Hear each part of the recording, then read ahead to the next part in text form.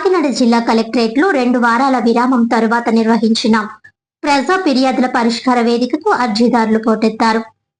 సోమవారం కాకినాడ కలెక్టరేట్ వివేకానంద హాల్లో జిల్లా స్థాయి పీజీఆర్ఎస్ కార్యక్రమం, రెవెన్యూ క్లినిక్ కార్యక్రమాలు జరిగాయి. పీజీఆర్ఎస్ కార్యక్రమానికి జిల్లా collector Shan Mohan Sagili, joint collector Apoorva Bharat, GGH administration అధికారి N Sridhar, CPO P Trinath, DPO Balamani, ICDS PD CH Lakshmi తదితర అధికారులతో కలిసి హాజరై జిల్లా నలుమూలల నుంచి వచ్చిన ప్రజల నుంచి దరఖాస్తులు, అర్జీలు స్వీకరించారు. ఈ అర్జీలను ఆయా శాఖల అధికారులకు సూచిస్తూ వాటిపై సత్వరం సమగ్రమైన విచారణ చేపట్టి తగిన పరిష్కారం అందించాలని ఆయన ఆయా శాఖల అధికారులకు జిల్లా కలెక్టర్ షాన్మోహన్ సగిలి ఆదేశించారు. బియ్యం కార్డు మంజూరు, కార్డులలో పేర్లు మార్పులు చేర్పులు, పెన్షన్లు తదితర అంశాలపై అర్జీలు అందాయి. ఈ సందర్భంగా జిల్లా జాయింట్ కలెక్టర్ మాట్లాడుతూ రాష్ట్ర ప్రభుత్వం ప్రజా ఫిర్యాదుల పరిష్కార వేదిక కార్యక్రమాన్ని అత్యంత ప్రతిష్టాత్మకంగా నిర్వహిస్తుందని అన్నారు. ప్రజలు వివిధ సమస్యలపై అందిన అర్జీలను సంబంధిత అధికారులు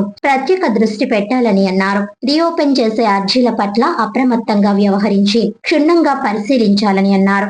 వివిధ శాఖల్లో నమోదయ్యే అర్జీలకు 100% సంతృప్తికరమైన పరిష్కారాలు ఇవ్వాలని ఆయన కోరారు.